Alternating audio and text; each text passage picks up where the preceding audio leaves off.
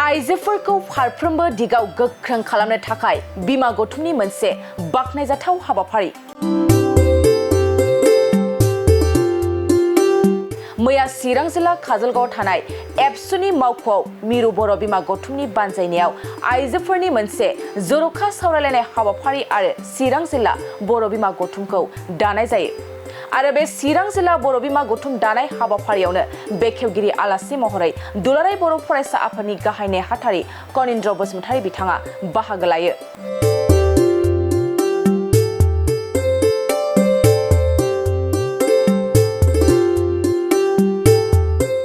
बर' हारिनि आइजोनि सायाव इनाय अनागार, आइजोफोरनि सायाव आरजाथावै जाथायफोर जानाय, गुबुन हारिनि सुबुंफोरजों जुलि जानाय आइजो लांखारनाय बायदिफोरखौ होबथानो आरो सांग्रांथि होनो थाखाय मिरु बर' बिमा गौथुमखौ दाफुंनानै गोबां हाबाफारि मावगासिनो दं।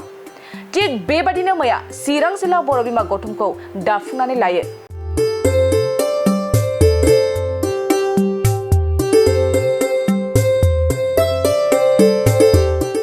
बे हाबाफारियाव बर' बिमा गौथुमनि लेङाइ गाहाय लिंथुमगिरि दुलाराय बर' फरायसा आफादनि लोगो बुंथिगिरि बिबारि बर' बिथांनि मासि लानानै सामलायनाय हाबाफारियाव बुंथिगिरि महरै बाहागो लायो बर' बिमा गौथुमनि गाहाय लिंथुमगिरि लीला बसुमतारी बिथाङा।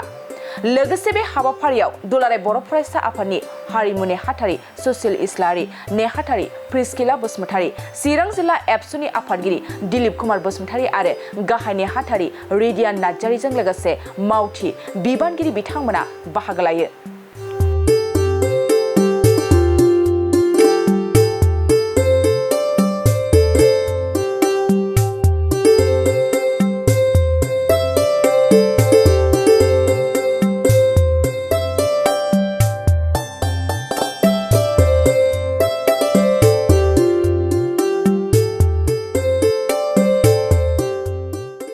मोनसे गोजोनथाव खौरां, बिए सेथि सेमिस्टारनि थाखाय गसाइगावनि जारागुरि गबिन्द बसुमतारी कलेजाव मुं थिसननाय हाबाफारिया सोलिगासिनो दं।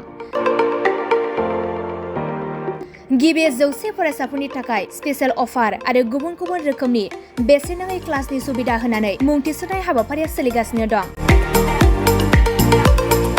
बे फरायसालियाव फरायसाफोरा गावनि गोसोबादि आयदाखौ सायख'नानै लानो हागोन। लोगोसे basic computer class, self defence आरो स्पोकेन इंलिश क्लास बायदि सुबिदाफोरखौ बेसेन होआलासे फरायसाफोरा सोलोंथाइखौ लानो हागोन। लोगोसे बे फरायसालिमायाव गासैबो फरायसाफोरनि थाखाय फ्रि बास सार्भिसबो होनाय जादों। लोगोसे गासैबो थाखोनि बिजाबजों बुंफबनाय बिजाब बाख्रिनिबो सुबिदा दं।